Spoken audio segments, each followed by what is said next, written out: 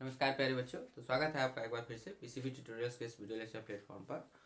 हम लोग बात कर रहे थे आज थर्मोडायनेमिक्स में लेक्चर नंबर 4 इसमें बात करेंगे और लेक्चर नंबर 3 तक आपने कंप्लीट किया होगा तो आपको पता होगा कि लेक्चर नंबर 2 में आइसोथर्मल और लेक्चर नंबर 3 में एडियाबेटिक। लेक्चर नंबर 2 में आइसोथर्मल और लेक्चर नंबर 3 में हम लोग एडियाबेटिक प्रोसेस के बारे में कंप्लीट डिस्कशन कर चुके थे।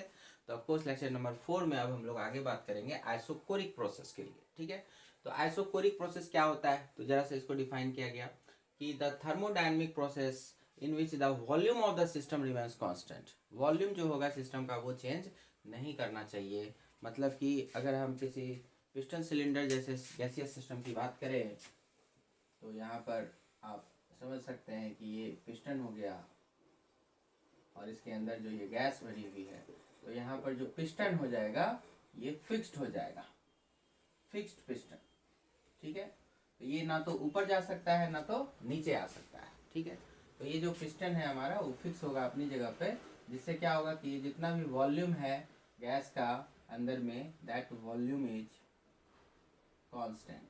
ठीक है, अब आप हीट को ऐड कर रहे हो या फिर हीट बाहर निकल रहा है, कुछ भी हो जाए वॉल्यूम चेंज नहीं होना चाहिए।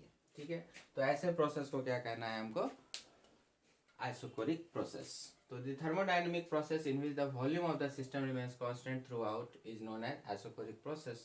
मैथमेटिकली इसको यही बात कह सकते हैं that v is volume, so v is constant, so change in volume become zero. Change in volume अगर आप देखिएगा तो zero, so delta v is zero और एलिमेंट्री छोटे फॉर्म में भी dv इक्वल टू जीरो। ठीक है, आइडियल गैस इक्वेशन की बात करते हैं pv इक्वल टू nRT, तो इससे आपको ये guiding equation of isochoric process आपको प्राप्त होगा। तो हमारे पास फार्मूला है pv इक्वल टू nRT। तो आप यहाँ पर देख सकते हैं चूंकि v कांस्टेंट है तो v को इधर लाइए तो बन जाएगा p equal to N R upon V into T. बहुत ही सिंपल, चूंकि एन आर और v ये तीनों कांस्टेंट हो गए क्योंकि यहाँ पर v पहले से इस प्रोसेस के लिए कांस्टेंट है। तो N R V is constant, N R by V is constant, so this p is directly proportional to t। ठीक है, तो इसे ऐसे भी एक्सप्रेस किया जा सकता है कि p upon T is constant. दो केस में कंपेयर कर सकते हैं, p1 bye p2 equal to t1 by t2, जो कि डायरेक्टली प्रोपोर्शनल है। तो इसको क्या कहते हैं, नोन एज गे-ल्यूजैक्स लॉ। गे-ल्यूजैक्स लॉ। अब इसमें ग्राफिकली अगर आप बात करेंगे तो क्या बात होगी, तो पीवी पर ग्राफ, पीटी पर ग्राफ और भीटी पे ग्राफ।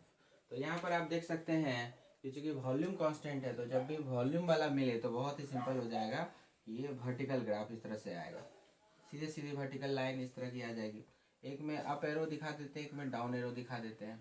अब इसमें क्या पूछा जा सकता है, पूछेगा कि टेम्परेचर किस में राइज कर रहा है और किस में फॉल कर रहा है। क्योंकि देखिए प्रेशर तो सीधा सीधा पता चल रहा है कि प्रेशर यहाँ पर राइज हो रहा है, तो आपने यहाँ पर देखो प्रेशर राइज होगा तो टेम्परेचर भी राइज करेगा। तो प्रेशर बढ़ रहा है मतलब टेम्परेचर भी राइज करेगा, सो टेम्परेचर इंक्रीजेस। और ऊपर से नीचे आएंगे तो उसी का रिवर्स, टेम्परेचर डिक्रीजेस, ऐसे कर सकते हैं। पीटी पर अगर काम करो आप तो क्या होगा, तो देखिए P directly proportional to T, मतलब क्या होगा, जैसे इधर y हो गया उधर x हो गया तो y directly proportional to x, मतलब y बराबर mx, माने कि एक ऐसी स्ट्रेट लाइन जो पासिंग थ्रू स्लोप हो जाएगी। ठीक है, तो पासिंग थ्रू स्लोप हो जाएगी, तो जीरो से नहीं लेते क्योंकि टी जीरो अलाउ नहीं करते इसीलिए। तो अब स्लोप तो अलग अलग भी हो सकते हैं, है ना। तो मान के चलिए ये एक कांस्टेंट वॉल्यूम v1 पर ड्रॉ किया गया है, ये कांस्टेंट वॉल्यूम v2 पर ड्रॉ किया गया, ये कांस्टेंट वॉल्यूम v3 पर ड्रॉ किया गया। मतलब प्रेशर भी बढ़ रहा है, टेम्परेचर भी बढ़ रहा है। कैसे संभव, जैसे आपने अभी पिस्टन को यहाँ पे रखा हुआ है, फिक्स हो गया वॉल्यूम v1। अब आपने कुछ हीट सप्लाई किया तो अंदर का प्रेशर बढ़ेगा, अंदर का टेम्परेचर बढ़ेगा, तो उसी प्रेशर और टेम्परेचर का आपने लाइन ड्रॉ किया तो आपको ऐसा लाइन कुछ आ गया, है ना, इस तरह से टी बढ़ रहा है, पी बढ़ रहा है। अब फिर आपने क्या किया, वॉल्यूम को चेंज कर दिया। वॉल्यूम को मान लीजिए अब पिस्टन जो फिक्स था उसको आपने खोल दिया और फिर आपने थोड़ा सा ऊपर करके फिर से फिक्स कर दिया, है ना, फिर से फिक्स कर दिया और फिर से अब आप क्या कर रहे हैं, चाहे तो ऊपर कर दिया या फिर आपने नीचे करके फिर से फिक्स कर दिया। तो मतलब वॉल्यूम को एक बार क्या किया आपने v1 रखा और फिर काम किया। अब क्या कर रहे हैं आप, v2 रख रहे हैं, फिर वही काम कर रहे हैं, हीट सप्लाई कर रहे हैं, जिससे क्या हो रहा है, प्रेशर बढ़ रहा है, टेम्परेचर बढ़ रहा है, तो उनका ग्राफ आ रहा है। तो इसी तरह से पता चला कि ये वाला ग्राफ v2 पर है, ये वाला ग्राफ इसी तरह से v3 पर है। तो आपसे यहाँ पूछ सकते हैं कि भाई बताइए इनमें से ज़्यादा कौन है, v1 ज़्यादा है, v2 ज़्यादा है, v3 ज़्यादा है, क्या ऑर्डर होगा, ये पूछा जा सकता है। तो यहाँ पर कैसे समझ में आएगी ये बात कि कौन ज़्यादा होगा? तो देखिए ध्यान से, अगर यहाँ स्लोप की बात करें, हम स्लोप की बात करें तो मतलब क्या होगा, dp by D T, dp by D T, जिसको आप शॉर्ट में कह सकते हो इधर delta p by delta T. और ये वही वैल्यू देगा जो यहाँ पर p बाई टी के लिए वैल्यू आएगा। आप देखो यहाँ पे p बाई टी अगर आप लिखिएगा तो दैट क्या हो जाएगा, ये स्लोप जो होगा, अगर आप देखिए ध्यान से तो ये क्या है, एन आर बाई वी है। क्योंकि p बाई टी भी करेंगे तो वही चीज़ आ जाएगा एन आर बाई वी। तो वो y बराबर क्या था इसका ग्राफ, तो था आपका y बराबर एम एक्स, चूँकि p बराबर N R by V into T. तो स्लोप की वैल्यू क्या आ गई, यही तो हो गया स्लोप की वैल्यू। क्यों? क्योंकि इसकी जगह y है, इसकी जगह स्लोप है जिसको m से दिखा रहे हैं, और इस t की जगह x है, तो y बराबर एम एक्स। तो यही m तो स्लोप है, तो स्लोप यहाँ पर क्या है, जिसको D P by D T कहिए या delta p by delta T कहिए, तो ये क्या है, एन आर बाई वी है, एन आर बाई वी है। तो ये हमको साफ पता चल रहा है, this is inversely proportional to v। तो स्लोप जो होगा dp by D T that is inversely proportional to volume.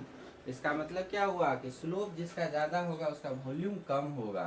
तो आप देख रहे हैं कि v1 का स्लोप कम है, ये लाइन जो है ये जितना नीचे ऐसे जाएगा इसका स्लोप तो कम होते जाएगा। ऐसे स्लोप इन्फिनिटी होता है, ऐसे जाएंगे तो फिर ये कम होता जाएगा, कम होता जाएगा, हॉरिजॉन्टल बनेगा तो जीरो हो जाएगा स्लोप। तो आप जान गए कि यहाँ पर स्लोप की वैल्यू कम हो रही है। हमने क्या देखा, स्लोप जो होगा वो वॉल्यूम के इन्वर्सली प्रोपोर्शनल है। ठीक है, तो यहाँ पर आप लिख सकते हैं कि slope SLOP is inversely proportional to volume. किस प्रोसेस के लिए, तो आइसोकोरिक प्रोसेस के लिए। और किस ग्राफ पर, तो पीटी ग्राफ पर।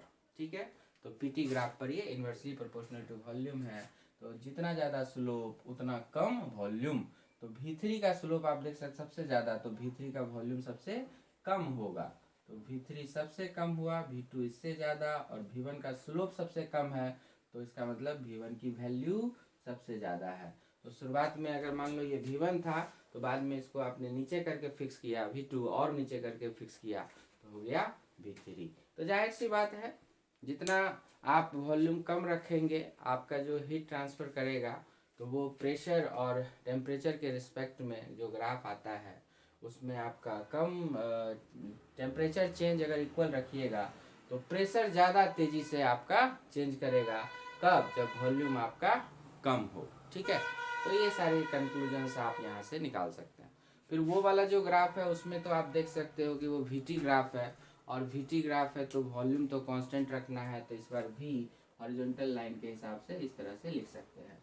एक में एरो को बढ़ा दिया, एक में घटा दिया, एक को उधर दिखाया, टेम्परेचर बढ़ रहा है, तो यहीं से जवाब आ जाएगा, टेम्परेचर बढ़ेगा तो प्रेशर भी बढ़ेगा। तो इधर की तरफ प्रेशर इंक्रीजिंग और इधर की तरफ प्रेशर डिक्रीजिंग। ठीक है, तो ये सारी बातें हम लोग इजी वे में समझ सकते हैं।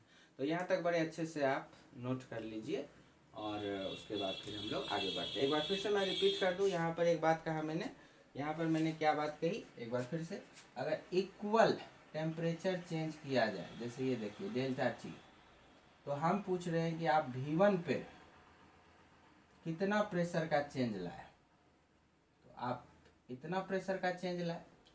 आप V2 पर कितना प्रेशर का चेंज लाए, तो आप V2 पर इतना प्रेशर का चेंज लाए। आप V3 पर कितना प्रेशर का चेंज लाए, इक्वल इंक्रीज इन टेम्परेचर, तो आप देख सकते हैं कि इस पर तो इतना आ गया। तो जाहिर सी बात है कि ये जो चेंज इन प्रेशर है, जो डेल्टा P3, ये डेल्टा P2 और ये डेल्टा P1, तो जहाँ वॉल्यूम सबसे कम था वहाँ इक्वल चेंज इन टेम्परेचर अगर आप करेंगे तो जो प्रेशर में चेंजिंग आएगी वो कम वॉल्यूम वाले पर ज़्यादा आएगी। तो ये जो आप देख रहे हो delta P3 is greater than delta P2 is greater than delta P1, तो डेल्टा P1 आपका सबसे कम होगा। मतलब कि ज़्यादा वॉल्यूम है, तो मान लो 10 डिग्री सेल्सियस से आपने टेम्परेचर को गैस का चेंज किया तो प्रेशर में कम चेंजिंग आएगी। वॉल्यूम को कम कर दीजिए, फिर वही 10 डिग्री का चेंज लाइए, तो इस बार प्रेशर पहले से ज़्यादा चेंज होगा।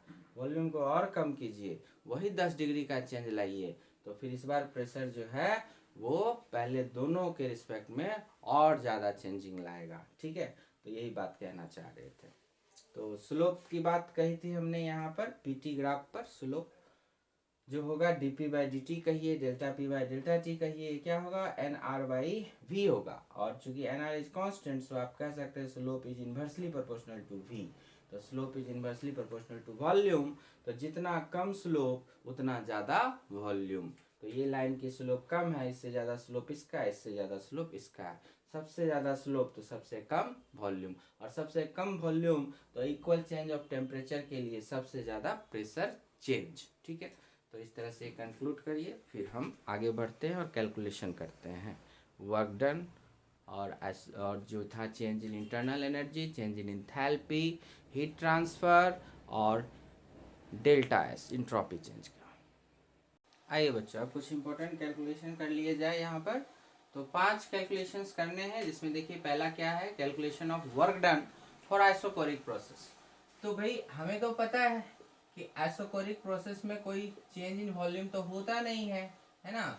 तो हम जानते हैं कि यहाँ पर इस प्रोसेस में delta V 0।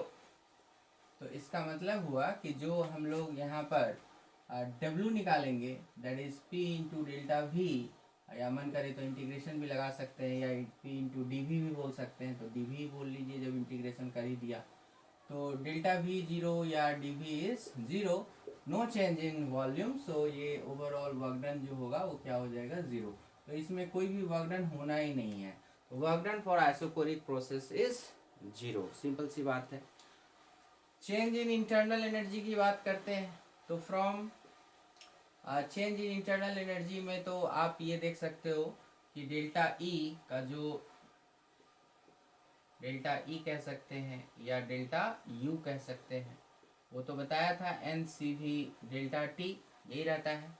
N C V delta T का फार्मूला चलता है, तो इसको तो इस्तेमाल आप कर ही सकते हैं।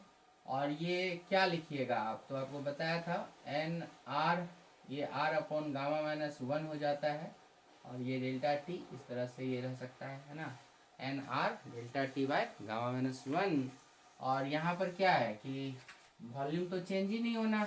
तो आपको पता है कि हम लोग पिछली लेक्चर में निकाले थे P2 V2 minus P1 V1 is N R और देन डेल्टा टी। ये किसी भी आइडियल गैस के लिए हम लोग इसको लगा सकते हैं, P2 V2 minus P1 V1 equal to. अब यहाँ पर आइसोकोरिक है तो वॉल्यूम हो जाएगा कांस्टेंट। तो लेट जो V1 है इक्वल टू V2 बराबर V। तो V अगर कह दें तो V दोनों में बराबर आ गया, तो बाहर आ जाएगा V into P2 minus P1 हो जाएगा। तो क्या बन गया एन आर डेल्टा टी। तो V into delta P is N R delta T. तो यहाँ पर इस केस में आप एन आर डेल्टा टी को V इंटू डेल्टा पी लिख सकते हैं, और ये हो गया नीचे में गामा माइनस 1। तो CV की वैल्यू क्या थी, एक बार फिर से दोहरा दूं, R अपॉन गामा माइनस 1। तो CV की value R upon gamma minus 1, तो आप पुट करेंगे R अपॉन गामा माइनस 1, तो N R delta T by gamma minus 1। और एन आर डेल्टा टी को यहाँ पर आप V इंटू डेल्टा पी लिख सकते हैं। तो V into delta P by gamma minus 1, ये इस तरह से आपका लिखा जाएगा। अच्छा, दूसरी बात इसमें और क्या समझने की है वो नोट करके थोड़ा सा आप समझिए। From first law of thermodynamics, आप इसको यहाँ से समझ सकते हैं कि डेल्टा क्यू जो है वो क्या होता है, delta U plus delta W. W को ही डेल्टा डब्ल्यू भी लिख सकते हैं, कोई प्रॉब्लम नहीं है।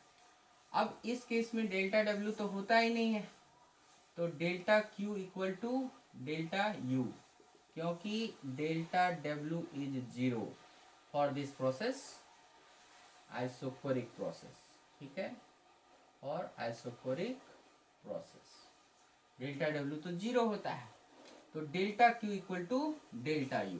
तो आप ऐसे भी समझ सकते हैं कि अगर डेल्टा यू की वैल्यू पूछी जाए तो हीट ट्रांसफर के इक्वली हो जाएगी, ठीक है, और दोनों सेम साइन के साथ होगा। मतलब अगर आपने हीट को ऐड किया पॉजिटिव साइन, तो इंटरनल एनर्जी भी पॉजिटिव साइन के हिसाब से चेंज होगी, मतलब इंटरनल एनर्जी बढ़ जाएगी। और अगर इंटरनल एनर्जी बढ़ रही है तो इसका मतलब उतना ही हीट एडिशन हुआ है, ठीक है। तो आप लिख सकते हैं for isochoric process change in internal energy delta U is equal to heat transfer delta Q। तो ऐसे भी लिख सकते हैं। और बाकी इनकी वैल्यू क्या होगी, तो वैल्यू तो हमको यही देना है, डेल्टा Q भी आपको इस केस में यही डेल्टा U के बराबर ही, मतलब V इंटू इक्वल टू आप कह सकते हैं V into change in pressure by gamma minus 1, ठीक। एंथैल्पी चेंज की बात करिए नेक्स्ट में, तो वी हैव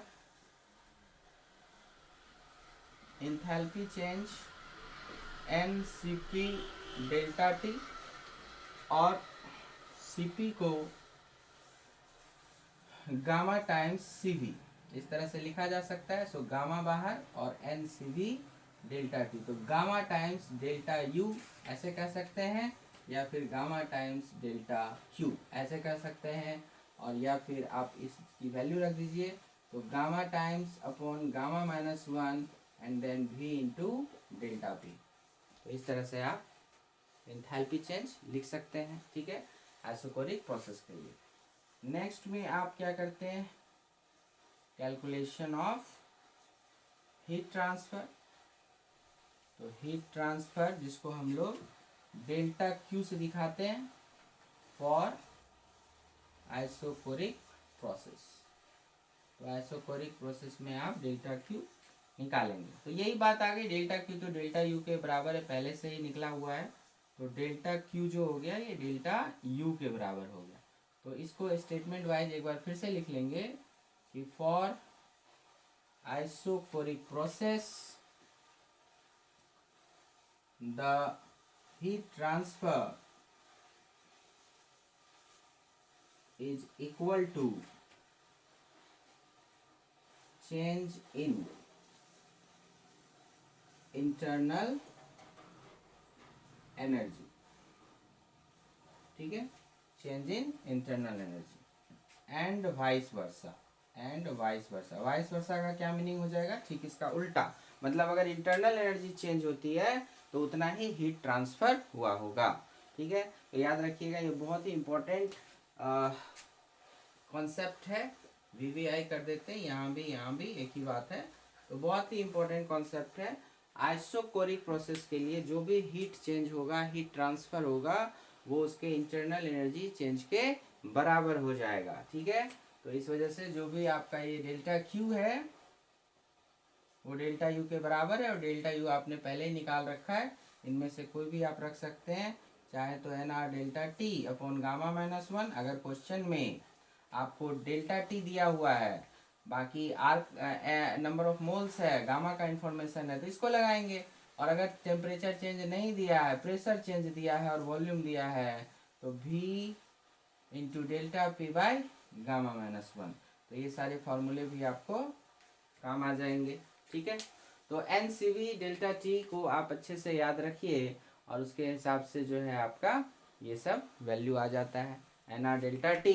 और NR डेल्टा T को आप यहाँ पर देख सकते हैं कि इस प्रोसेस में, आइसोकोरिक प्रोसेस के लिए V delta P equal to NR delta T। तो इस तरह से आप समझ सकते हैं, क्योंकि यहाँ पर ये और आइसोकोरिक प्रोसेस यही बात होती है। तो एक बार अच्छे से इनको नोट कर लें, तो बहुत अच्छे से इनको नोट कर लें, और फिर हम लोग आगे बढ़ते हैं। देखिए बच्चों, अब यहाँ पर calculation of change in entropy का काम करेंगे, मतलब डेल्टा एस को निकालेंगे फॉर आइसोकोरिक प्रोसेस। तो फार्मूला तो वही, देखिए यहाँ पर अब आपका क्या हो रहा है, आपका सिर्फ वॉल्यूम कांस्टेंट है, लेकिन प्रेशर और टेम्परेचर ये तो बदलेंगे। तो यहाँ पर चूंकि टेम्परेचर बदलता है, और डेल्टा एस के लिए हमने मैथमेटिकली फॉर्मूला पढ़ा integration of D Q by T. अब क्योंकि टी में चेंजिंग हो रहा है, इसलिए आपको इंटीग्रेशन से ही आगे बढ़ना पड़ेगा। अब डी क्यू जो होता है आइसोकोरिक प्रोसेस के लिए, आपने पढ़ा कि वो डी के बराबर होता है, मतलब जो भी हीट ट्रांसफर होगा वो चेंज इन इंटरनल एनर्जी के बराबर होगा। और चेंज इन इंटरनल एनर्जी आप जब भी लिखेंगे तो एनसीवी dt इस तरह से आप लिख सकते हैं, डी को एनसीवी dt लिख सकते हैं, बाय टी हो गया। तो जैसे ही आपका टी dt यहाँ पर मिल जा रहा है, मतलब टी की लिमिट अगर क्वेश्चन में दी है T1 से T2, चूँकि टेम्परेचर चेंज हो रहा है तो उस लिमिट की हमको ज़रूरत पड़ेगी, तो T1 से T2 हमने रख लिया। अब n है, CV है, ये सब तो कांस्टेंट है तो बाहर आ गया, और dt बाई टी रहेगा, और T1 से T2 इस तरह से आपका चलेगा। अब इसको आप जब इंटीग्रेट करते हैं तो ये ln में कन्वर्ट होगा, upper limit T2 divided by T1, तो सॉल्व करेंगे तो ये ऐसे आ गया NCV ln T2 by T1। और ln को जब बेस 10 रखेंगे, लॉग का बनाएंगे, उसमें कन्वर्ट करेंगे, मतलब नेचुरल को कॉमन में कन्वर्ट करेंगे, 2.303 से आपको मल्टीप्लाई करना पड़ेगा, सो हमने कर दिया। Then n C V and log base 10 T2 by T1। अब यही है कि CV को अगर आपका मन करे तो वही R अपॉन गामा माइनस 1 आप यहाँ पे पुट कर सकते हैं, तो 2.303 n R upon gamma minus 1 log of base 10 and then T2 by T1। और या फिर अगर आप यहाँ पर चूँकि प्रेशर के टर्म में भी अगर आपको दिया हुआ है तो T2 बाई T1 की जगह क्या हो जाएगा P2 बाई P1, क्योंकि इस प्रोसेस के लिए P is directly proportional to T, तो आप P2 by P1 equal to T2 by T1 का इस्तेमाल कर सकते हैं। सो T2 बाई T1 की जगह P2 बाई P1 आप लिखेंगे, बाकी चीज़ें सेम रहेगी, मतलब 2.303 n R upon gamma minus 1 and log P2 by P1 base 10। ठीक है, तो इस तरह से आपको ये डेल्टा एस के लिए ये सब फॉर्मूले हो गए, और कॉन्सेप्ट्स जो भी इन्वॉल्व हैं वो सबको बिल्कुल याद रखेंगे, उसी पर आधारित ये सब सारा काम होता है। तो ये हो गया हम लोग का सारा calculation based on isochoric process. तो बिल्कुल इसी तरह का दूसरा अब कौन है, आइसोबेरिक प्रोसेस, तो उसमें भी क्या क्या बातें होती है ये फटाफट उसको भी देखें। चलिए बच्चों, अब आगे का लास्ट प्रोसेस है हमारा आइसोबेरिक प्रोसेस। तो इस प्रोसेस में क्या हो रहा है, the thermodynamic process in which pressure of the system का क्या होगा, प्रेशर आपका जो होगा वो कांस्टेंट रहेगा, वो चेंज नहीं होना चाहिए। तो pressure of the system remains constant throughout always is known as isobaric process.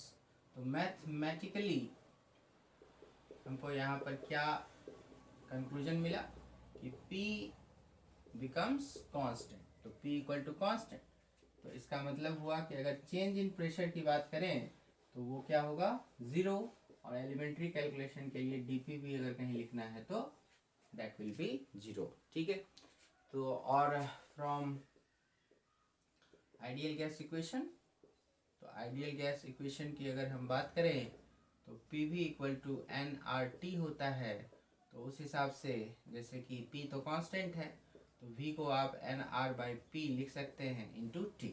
अब ये क्वांटिटी देखिए कांस्टेंट हो गई, n constant, R constant, P constant, तो आप कह सकते हैं V is directly proportional to T। ठीक है, और इसी को ध्यान में रखते हुए अगर दो कंडीशन को हम लोग कंपेयर करें तो V1 by V2 can be written as T1 by T2 also.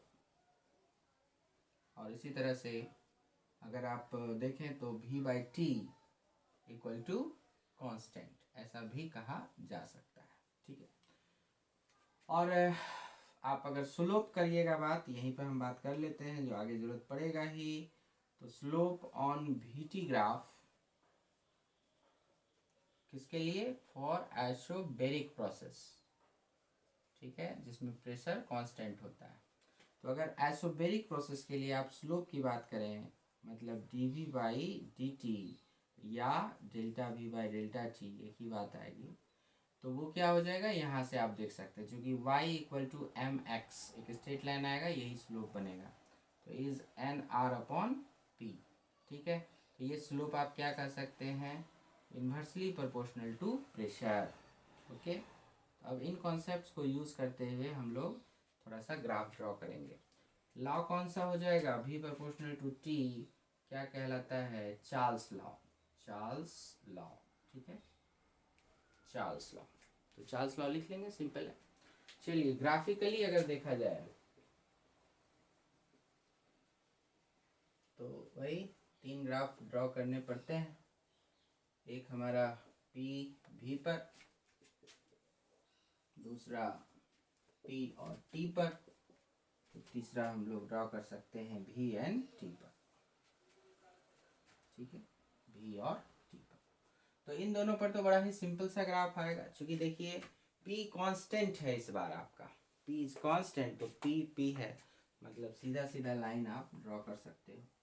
2 line इसलिए ड्रॉ कर रहे हैं ताकि एक में हम एरो इस तरफ तो दूसरे में अपोजिट साइन लगा सकें और बता सकें कि जो अननोन क्वांटिटी यहाँ दिख रही है पी भी दिख रहा है तो टी अननोन हो गया। टी के बारे में आप कह सकें कि टी बढ़ रहा है कि घट रहा है। तो आप देख सकते हैं उसका पता यहाँ से लगा लीजिए, भी प्रोपोर्शनल टू टी है तो अगर भी बढ़ेगा तो टी भी बढ़ेगा ही। तो इधर भी बढ़ रहा है सो टेम्परेचर इंक्रीजेस और यहाँ पर टेम्परेचर डिक्रीजेस। इस तरह से आप लिख सकते हैं।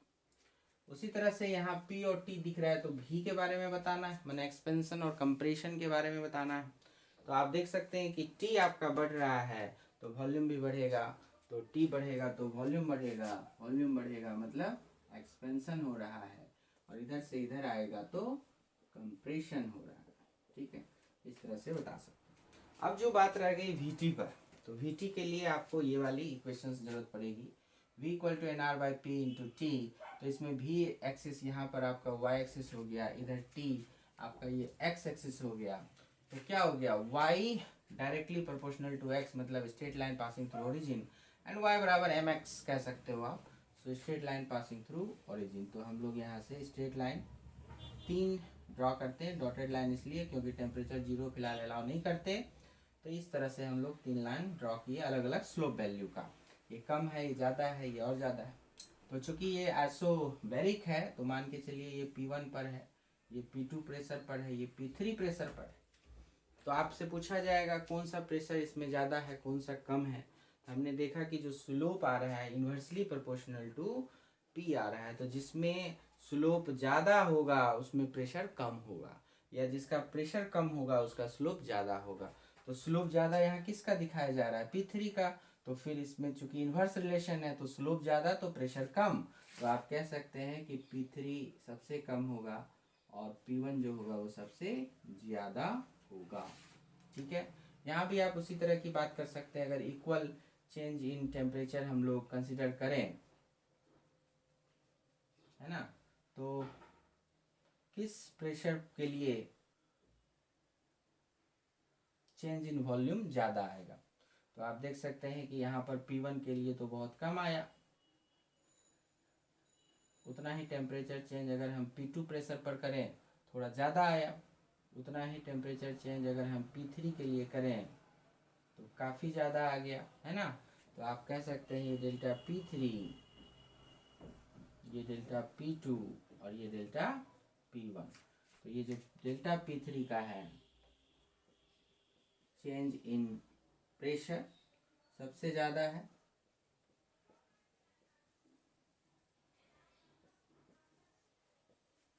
तो ये क्या हुआ, प्रेशर चेंज एट P3, ये P3 वाले पर pressure change at P3, pressure change at P2, pressure change at P1 for same change in temperature, for same change in temperature. और P3 क्या है, तो P3 की वैल्यू सबसे कम है। मतलब जितनी कम आपका यहाँ पर प्रेशर होगा, जितना कम प्रेशर होगा तो आप टेम्परेचर चेंज करेंगे तो उस प्रेशर में जो वॉल्यूम चेंज आएगी, सॉरी यहाँ पर ये एक चीज़ गलत हो गया, प्रेशर तो कांस्टेंट है ना, इसको करेक्ट करेंगे, ये वॉल्यूम चेंज है। इधर देखिए एक्सिस वॉल्यूम का है, तो ये डेल्टा V3 हुआ माने वॉल्यूम चेंज। ये क्या बन जाएगा, वॉल्यूम चेंज, माने इक्वल चेंज इन टेम्परेचर के लिए change in volume at different pressure. तो पूछेगा आपसे कि बताइए फिर वॉल्यूम चेंज कहाँ पर ज़्यादा होगा कहाँ पर कम होगा। तो प्रेशर अगर हमारा कम हुआ तो वॉल्यूम चेंज हमारा ज़्यादा रहेगा। प्रेशर अगर हमारा पहले से ही कम है, देख सकते हैं कि इस तरह का स्लोप है P3, और P3 जो हो जाएगा वो सबसे कम हो जाएगा, स्लोप ज़्यादा तो प्रेशर कम। तो कम प्रेशर पर अगर equal amount of equal amount of temperature change आप करोगे, मान लो बढ़ा रहे हो या घटा रहे हो जो भी करोगे, तो आपका जो चेंज इन वॉल्यूम वहाँ पर आएगा वो आपका सबसे ज़्यादा आएगा अगर प्रेशर सबसे कम है तो। और यहाँ पर देख सकते हैं P1 का प्रेशर सबसे ज़्यादा है तो इसके लिए भी आपने उतना ही चेंज किया, तो इसके लिए कम वैल्यू ही चेंज होगी वॉल्यूम की। तो इस तरह से आप समझ सकते हैं। बिल्कुल यही सिमिलर हम लोगों ने आइसोकोरिक में भी आपको समझाया था कि जैसे 10 डिग्री सेल्सियस के लिए आपने चेंज किया किसको, टेम्परेचर को, ठीक है। और अभी पिस्टन का जो प्रेशर है वो P1 है, तो उसमें जो वॉल्यूम चेंज आएगा, तो वॉल्यूम चेंज जो आएगा वो डेल्टा V1 आएगा, और P1 चूँकि सबसे ज़्यादा था तो उसमें वॉल्यूम चेंज सबसे कम होगा, ठीक है। तो ये चीज़ ध्यान में रखिएगा। तो इसको ऐसे भी हम लोग थोड़ा सा एनालिसिस करते हुए समझ सकते हैं कि जैसे यहाँ पर देखिए बता रहा हूँ, अच्छे से समझिएगा। ये क्वेश्चन अभी कहीं नहीं पूछा गया है, इसीलिए मैं बार बार जोर दे रहा हूँ। नया क्वेश्चन इधर उधर एग्जाम में कहीं कहीं आ जाते हैं तो आपको मदद मिल जाएगी, ठीक है। अब जैसे हमने कहा कि भाई हमारा ये पिस्टन है और ये अभी किसी प्रेशर पर है, ठीक है। तो इस तरह से इसका वॉल्यूम है, यहाँ पर है। अभी बाहर का प्रेशर जो है P1 है, तो अंदर का भी प्रेशर P1 है, ठीक है। अब आपने क्या किया, कुछ हीट सप्लाई किया, जिससे क्या हुआ, इसका टेम्परेचर जो है डेल्टा T राइज कर गया। तो डेल्टा T राइज करेगा तो इस P1 को कांस्टेंट रखने के लिए क्या करना होगा, इस पिस्टन को ऊपर जाना पड़ेगा, एक्सपेंशन दिखाना पड़ेगा, एक्सपेंशन होगा, ठीक है। और जैसे ही एक्सपेंशन होगा तो वॉल्यूम में चेंजिंग आ जाएगी, तो वॉल्यूम जो होगा वो हमारा ये डेल्टा V1 मान के चलिए P1 के करस्पॉन्डिंग ये ऐसे चेंज हो गया। तो ये P1 प्रेशर पर था, तो इसका जो हमने डेल्टा T टेम्परेचर इंक्रीज किया तो इसका वॉल्यूम डेल्टा V1 इंक्रीज हो गया। अब अगर हमने फिर से ऐसा ही एक दूसरा सिचुएशन लिया जिसमें पिस्टन उसी तरह से लगा हुआ है और इस बार बाहर का प्रेशर हमने ले लिया P2, तो अंदर का भी प्रेशर जो है गैस का ये इसी जगह इक्विलिब्रियम में है, मतलब कि ये भी अंदर का प्रेशर P2 रहा होगा। अब हमने फिर से डेल्टा Q सप्लाई दिया और जिससे इसका टेम्परेचर डेल्टा T से इंक्रीज हो गया। यहाँ हो सकता है ये Q1 अलग हो, ये Q2 अलग हो, बिल्कुल अलग अलग होगा क्योंकि अलग अलग प्रेशर पर सप्लाई हुआ है। तो डेल्टा T आपका यहाँ पर उतना ही इंक्रीज हुआ जितना ये है, उतना ही हमने इंक्रीज किया। तो क्या होगा, ये फिर से एक्सपेंड तो करेगा, है ना, एक्सपेंड करेगा। मान के चलिए यहाँ पर आ गया, ये एक्सपेंशन हो गया, ऐसे दिखा है आपको। तो चेंज इन वॉल्यूम क्या हो गया, यहाँ पर चेंज इन वॉल्यूम हमारा हो गया डेल्टा V2, ठीक है। अब अगर मान लो आपसे बोल दिया कि अगर जैसा फिगर में दिख रहा है कि डेल्टा V2 हमारा ज्यादा है डेल्टा V1 से, डेल्टा V2 ज्यादा है डेल्टा V1 से, तो फिर आपको बताना है कि ये P1 P2 में कौन बड़ा कौन छोटा, ये साइन हमको यहाँ पर डिसाइड करना है, ठीक है। ये साइन यहाँ पर डिसाइड करना है, ठीक है। तो आप चाहो तो वीडियो को पॉज करके इसका आंसर सोचो, फिर मैं बताता हूँ।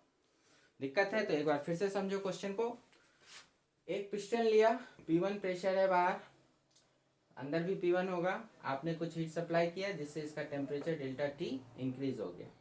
डेल्टा T अगर इंक्रीज हुआ है, प्रेशर को चूंकि कांस्टेंट रखना है, मैंने आइसोबैरिक प्रोसेस है, तो इसको पिस्टन को ऊपर जाना पड़ेगा। पिस्टन ऊपर गया तो change in volume delta V1 हो गया, क्लियर। अब यही काम हमने यहाँ पर किया। इस समय प्रेशर बाहर का P2 था और अंदर का भी गैस का P2 बन गया। हमने फिर से हीट सप्लाई किया और इतना हीट सप्लाई किया कि उतना ही टेम्परेचर चेंज हो जाए जितना यहाँ पहले किए थे, तो उतना ही यहाँ भी टेम्परेचर चेंज हो जाए। टेम्परेचर हो गया चेंज, तो ये भी भागेगा ऊपर की तरफ, है ना, भागा। तो ये मान लो यहाँ पे वॉल्यूम चेंज हो गया डेल्टा V2। अब डेल्टा V2 हो गया आपका चेंज। तो अब आपको अगर ये कह रहा है कि फिगर के हिसाब से ऐसे सीन बन रहे हैं, मतलब क्या हो रहा है, यहाँ पर delta V2 is greater than delta V1, ठीक है। तो आपको चुनना है कि P1 ज़्यादा था कि P2 ज़्यादा था, ठीक है, इसके बारे में। तो इसका आंसर यहीं से हम लोग लेकर के आएंगे।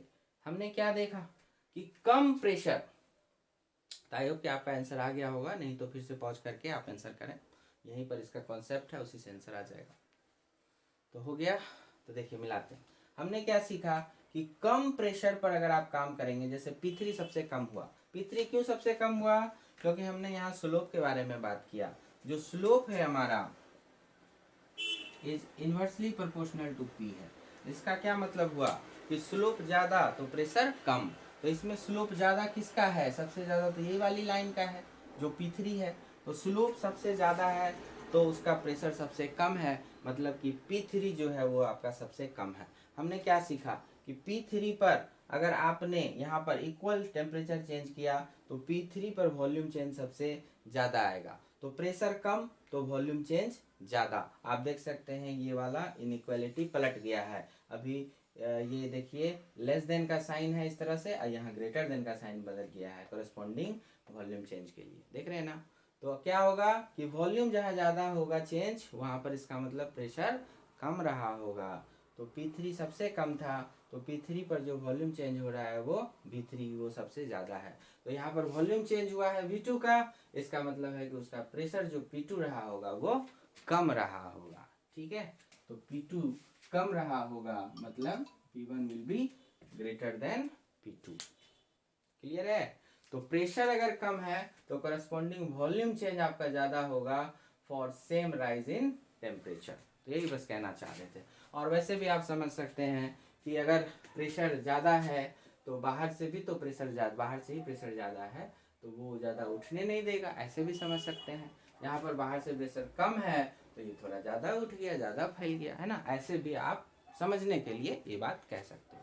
तो प्रेशर कम होगा तो वहाँ एक्सपेंशन ज़्यादा हो जाएगा। ठीक है, चलो अब आगे बढ़ते हैं।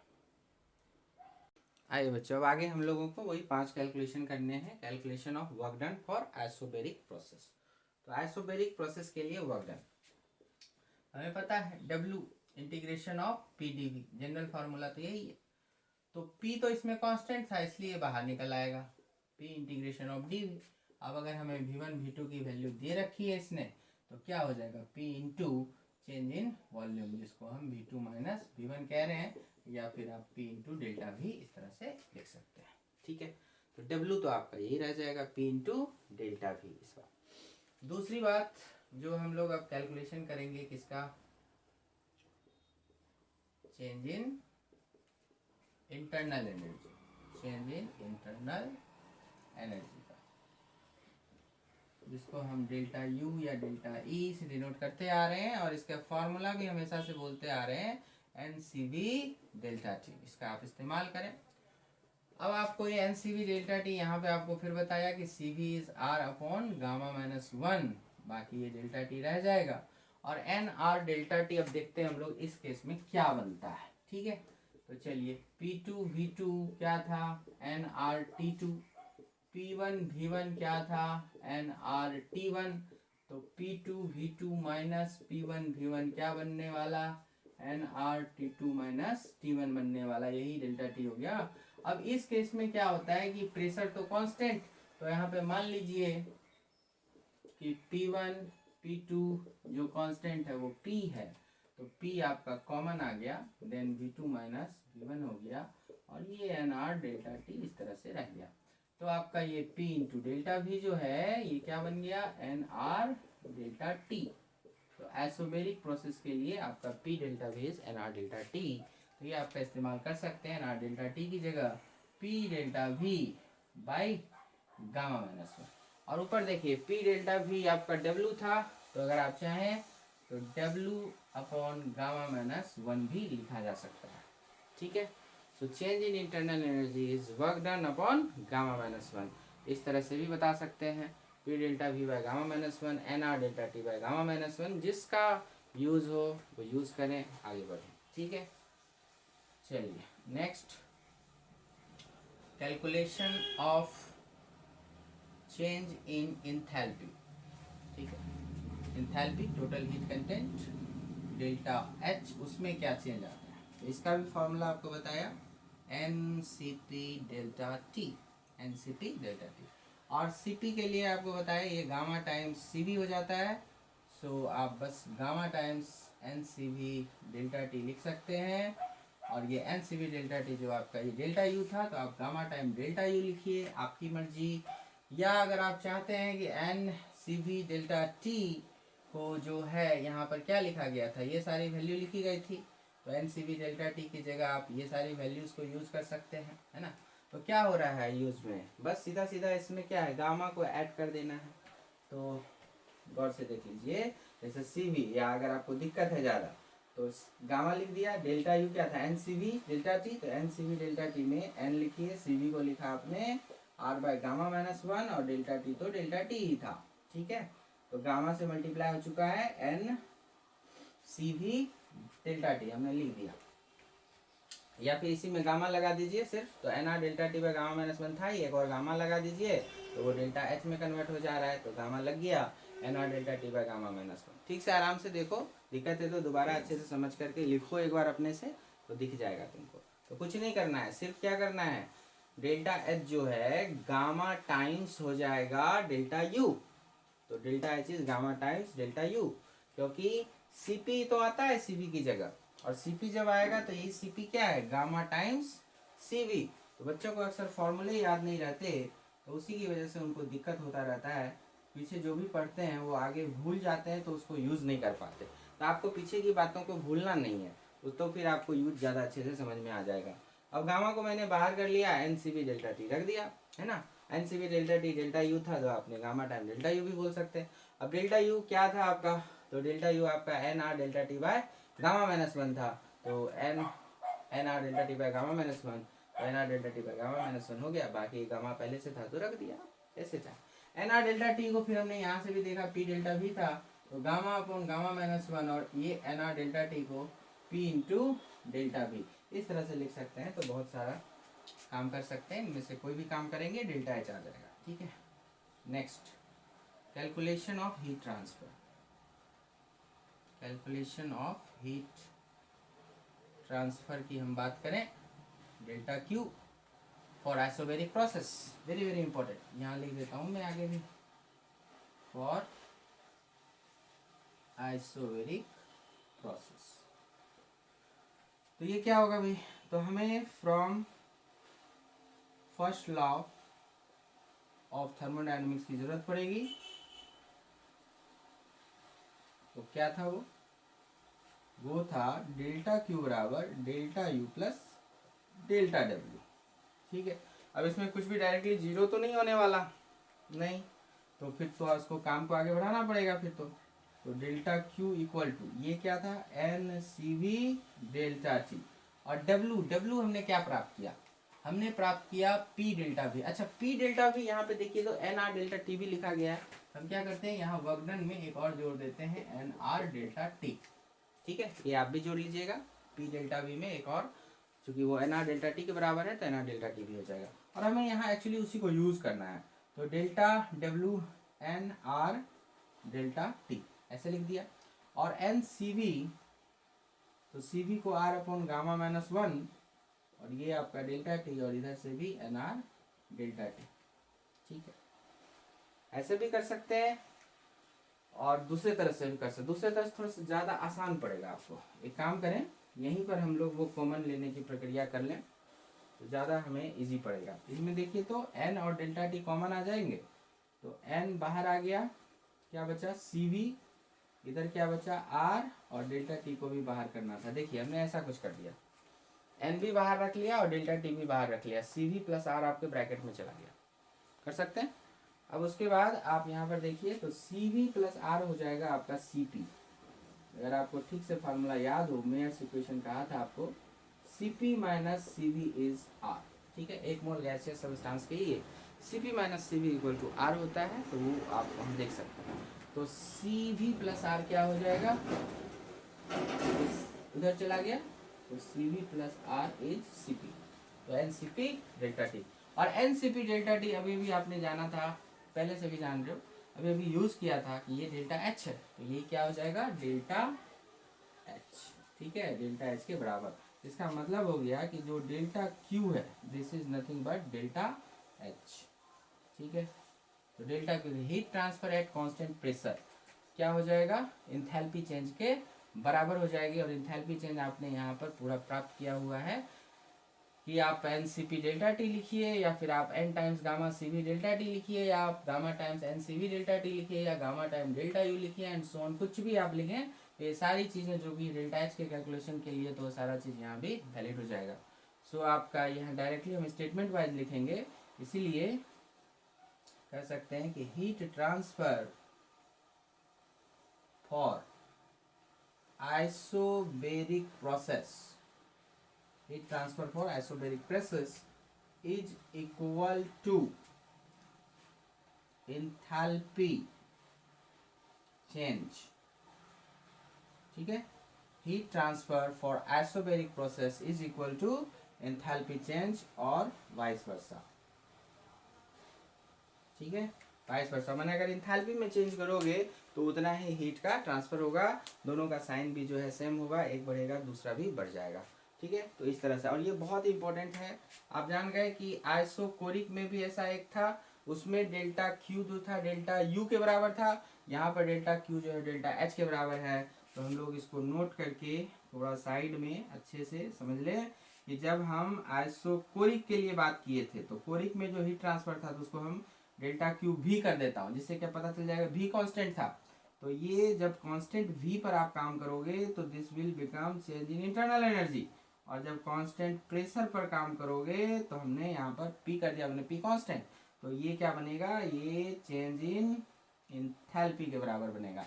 ये जब भी आएगा तो ncv डेल्टा t, और ये जब भी आएगा तो ncp डेल्टा t, ठीक है जी।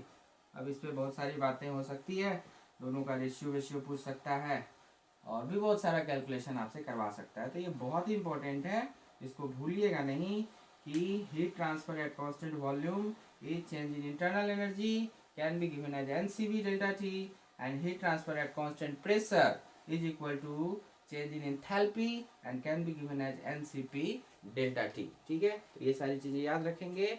अब एक क्या रह गया आपका, कैलकुलेशन किसका करना है, चेंज इन एंट्रोपी का, तो इसे भी देखें।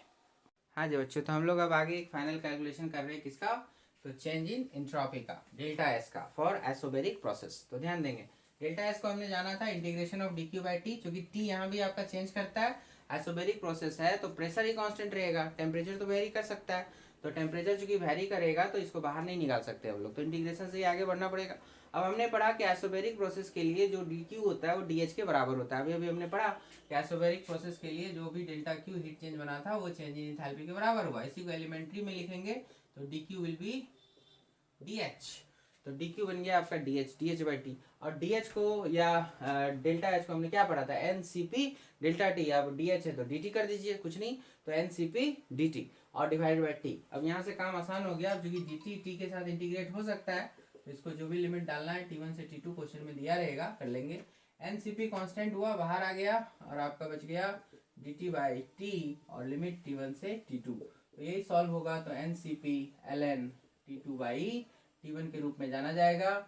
और इसी को अगर आप